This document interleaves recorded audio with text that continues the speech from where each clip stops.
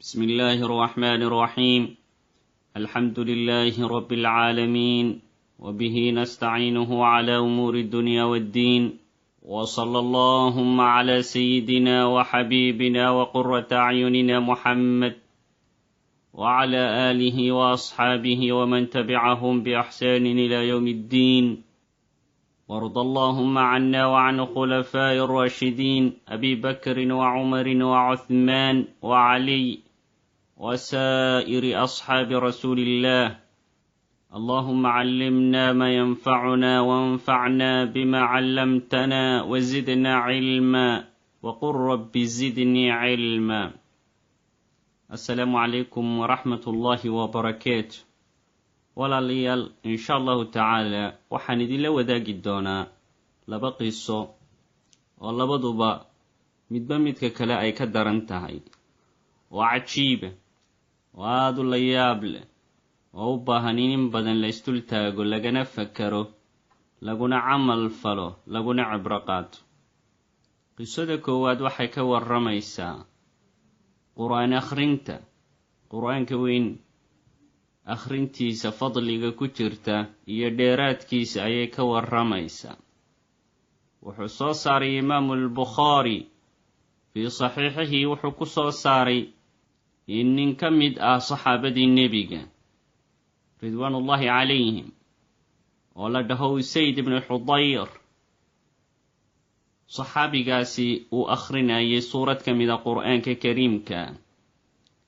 imaamu albukhaari wuxuu yihi waa suurati alkahfi weeye, axaadiid kalena ay tilmaamayso waxay ahayd suurati albaqara. calaa kulli xaal suurad ka mida suuradaha qur'aanka kariimka ayuu akhrinayo saxaabiga kan. dabadeedna siduu u akhrinayayba waxaa korkiisa timi daruur ayaa timi, marka agtiisana waxaa ku xidhnaa faras, lugaha ayuu ka dabranaa markaa faraskaasi. markaa daruurtaasi ay soo dhowaatay oo ay ku soo dhowaatay ninkii qur'aanka akhrinayay, ayaa faraskii wuxuu bilaabay inuu boodboodo oo u xamxamleeyo. dabadeedna waa cabsaday saxaabigii, oo wiil yar ama ilmo yar oo uu haystay buu uga cabsaday inuu faraskaasi uu ku tunto ama uu waxyeeleeyo. markaasuu joojiyey aayaadkii qur'aanka ahaa ee uu akhrinayay. kadibna nebiga ayuu u sheegay sala allahu calayhi wasalam. markaasuu wuxuu dhahay rasuulku sala allahu calayhi wasalam, tilka asakiina tanazalat bilqur'aan, taasi waa xasiloonnidii ku soo degtay qur'aan akhrintaada ku soo degtay. waa malaa'igtii rabbi subxaanahu wa tacaala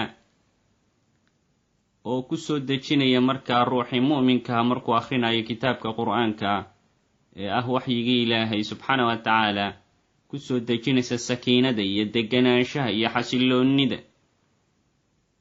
waa karaamo ka dhacday saxaabigaas.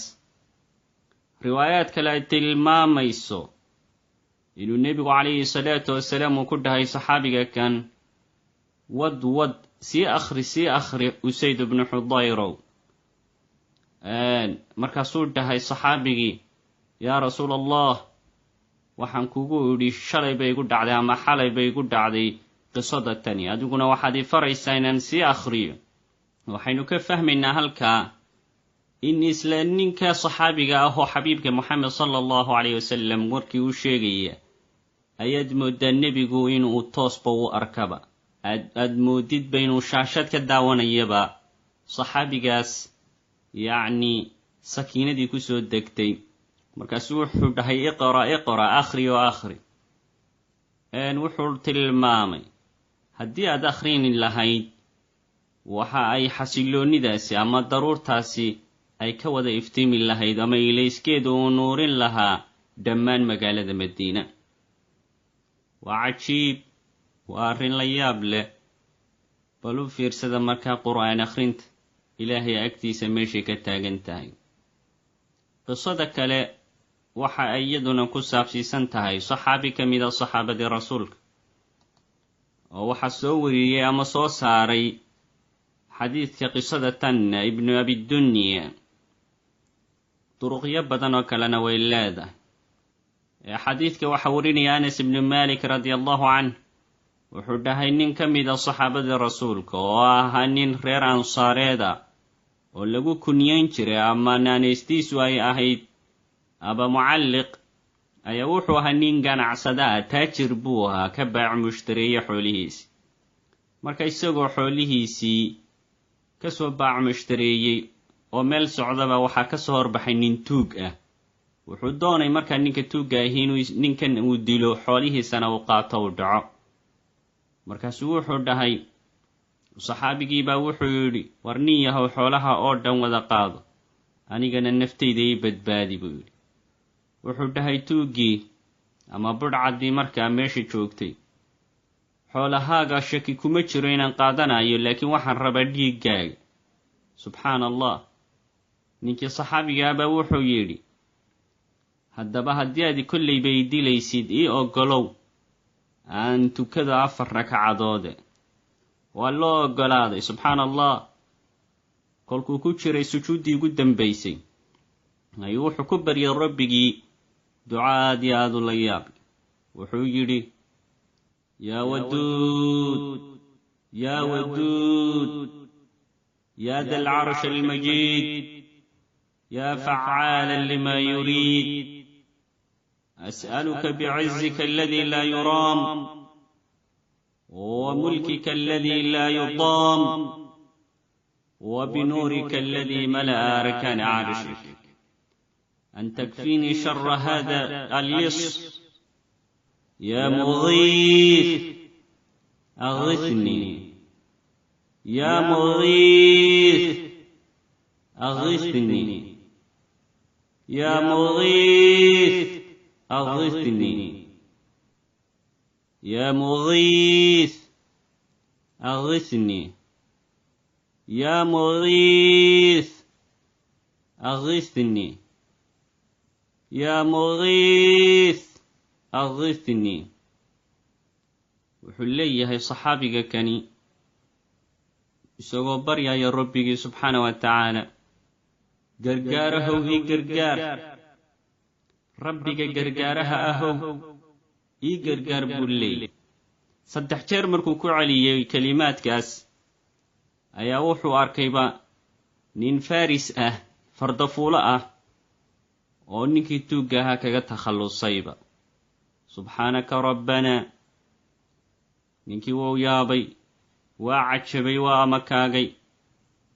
dabadeedna wuxuu yidhi, war ninkaagan khayrka qabow ee barakaysanow ee ilaahaygu ka furtayow maxaad ahayd? wuxuu dhahay, ninkii waxaan ahay malag ka yimi samada 4aad buu yidhi. markaad tidhi yaa mugiith aghithnii ayaa waxaa gilgilantay ama gariirtay samadii 1aad.